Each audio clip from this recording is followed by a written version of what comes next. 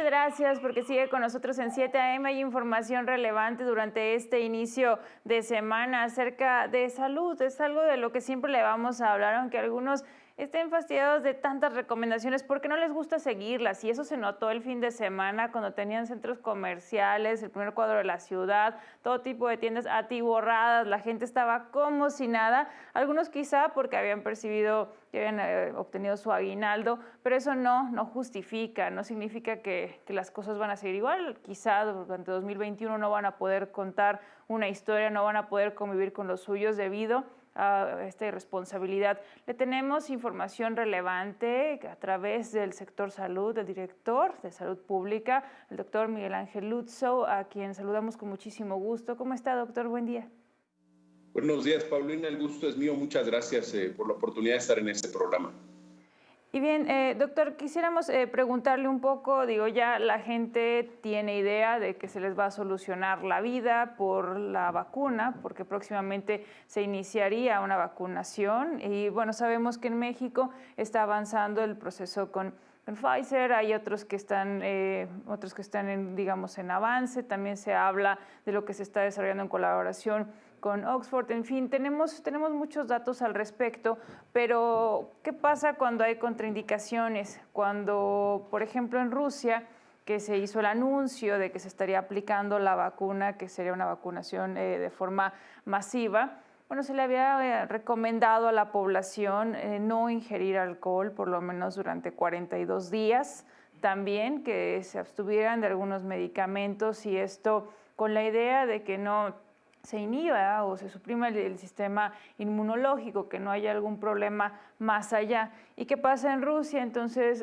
gente que fue consultada decía, no, pues yo no me la voy a querer aplicar, aunque ahorita vaya para sectores vulnerables, yo mejor me espero a que terminen los festejos de inicio de 2021 y ese tipo de actitudes que caen en una situación de negligencia, que denotan irresponsabilidad, doctor, y que aunque en México todavía no comienza la vacunación, no dudamos que si hubiese una restricción como esa, pues también la gente tendrá una actitud similar. ¿Su postura, doctor?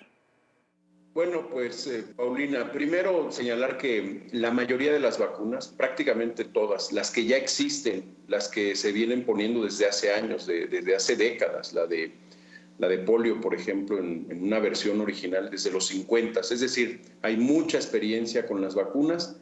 Sabemos cuáles son, por ejemplo, los efectos secundarios. Son los más comunes, son los más leves. Los más comunes son los más leves. Los más graves son extremadamente raros. Prácticamente se presentan una vez en millones de dosis aplicadas. Y bueno, también existen algunas restricciones o contraindicaciones, pero también son muy pequeñas, es decir, no son muchas y son muy fáciles de llevar a cabo. Quizás una de las más importantes, Paulina, es que algunas vacunas se desarrollan en embriones de pollo, de tal manera que podrían llevar algunas partículas de huevo, literalmente, y las personas que son alérgicas al huevo pues tendrían un riesgo de tener un tema de hipersensibilidad, una cuestión anafiláctica, que esto es una alergia pues, que puede poner en riesgo su vida. Excepto esa restricción, no hay grandes restricciones. Esperemos cómo vienen las vacunas. Algunas de las que están siendo desarrolladas con tecnología moderna no tienen nada que ver en lo absoluto con este tema de la proteína del huevo, no será un tema relevante. Y fuera de eso, quizás algunas personas que para evitar algún tipo de confusión, si tienen enfermedad aguda, por ejemplo, alguien que hoy día está con diarrea o con una enfermedad febril, vamos a suponer dengue, pues no será conveniente que se vacune en ese momento que tiene la fiebre, pero 48 horas después de terminada la fiebre podrá vacunarse. Lo mismo también con algún cuadro gastrointestinal, una enfermedad diarreica o cualquier otro cuadro agudo.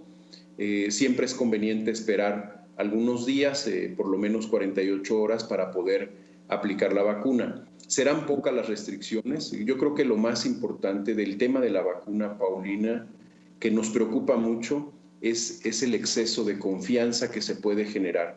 Son grandes noticias, sin duda. Van a llegar vacunas a México sin la menor duda, pero van a llegar de manera paulatina. No van a llegar todas al mismo tiempo y no habrá, también esto es muy importante, no habrá vacunas para toda la población. Yo soy padre de familia y a mí me encantaría que vacunaran a mis hijos, pero mis hijos no son de riesgo.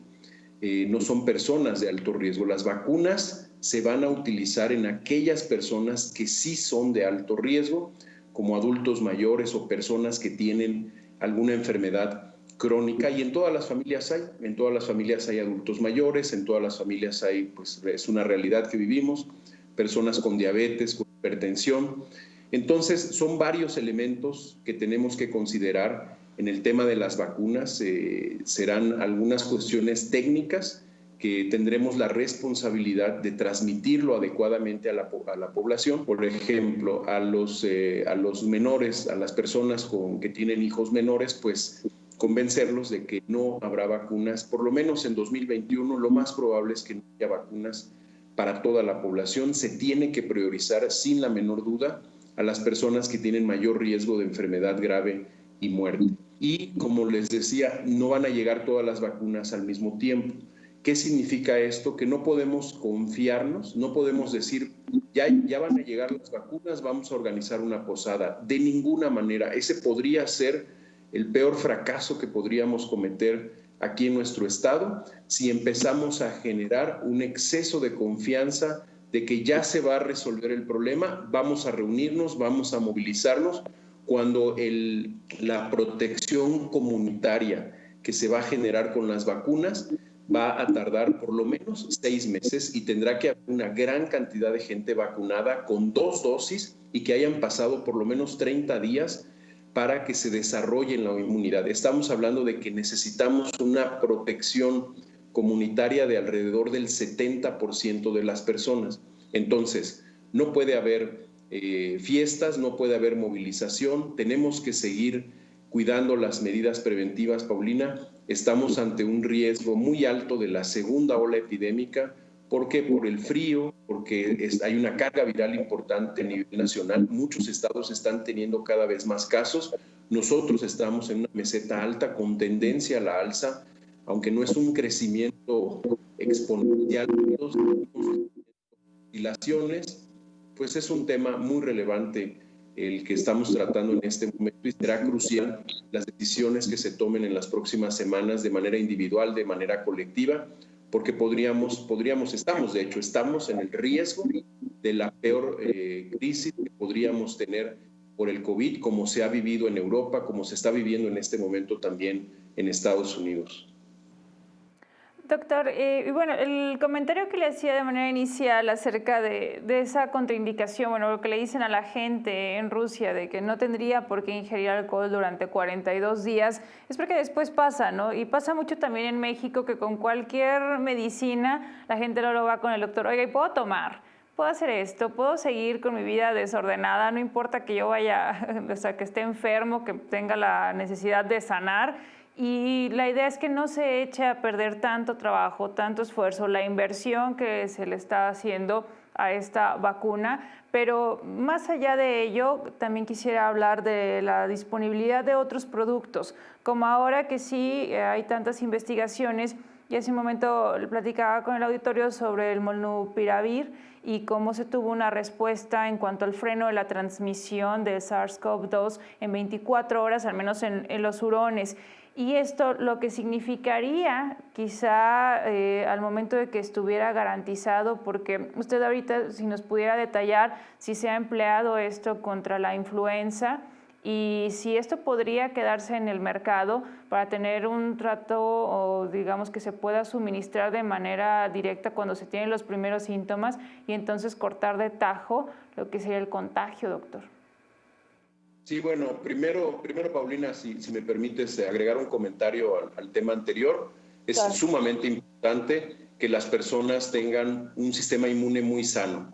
El sistema inmune, para que pueda desarrollar y que pueda ser efectivo con la aplicación de las vacunas, requiere que las personas tengan actividad física, un buen descanso de acuerdo a la edad de las personas, podrían ser de 6 a 8 horas, en niños menores pues incluso más todavía, pero pensando en adultos y en adultos mayores, tener un buen descanso, una buena alimentación balanceada, y desde luego actividad física. Eso va a ser fundamental, eso ayuda a generar un sistema inmune saludable y eso va a ser muy importante una vez que se apliquen las vacunas para que la respuesta sea mejor. Y del medicamento, Paulina, pues es una gran noticia, lo sabemos, es una etapa inicial de investigación, pero muy alentadora. Tarde o temprano tenemos confianza, hay miles de grupos de investigación que están probando diferentes sustancias, así como están desarrollando vacunas, hay muchas personas e incluso medicamentos que ya estaban en fase de prueba para otros virus se han puesto a consideración contra el COVID-19 y bueno, este es uno de los resultados muy alentadores que ha habido. Esperemos que en las siguientes etapas de la investigación pues se confirme esta posibilidad. ¿Y qué sucede con este medicamento, Paulina? Que disminuye la carga. Por eso se habla de que evita la transmisión de la enfermedad, porque disminuye la carga del virus en las vías respiratorias y esto favorece el que permite, contribuye a que no se vaya generando más casos y como tú lo mencionas muy bien, tendrían que darse estas medicinas en las primeras horas, como sucede en influenza. El oseltamivir es muy efectivo si se da en las primeras 48 horas. Después, obviamente, se tiene que dar si el cuadro clínico es compatible o si ya hay un resultado positivo de influenza, pero es mucho más efectivo. Los resultados de diversas investigaciones señalan que para cortar la enfermedad, se tiene que dar de manera temprana. Y bueno, pareciera que hay un tema similar con este medicamento. Habrá que esperar las diferentes etapas.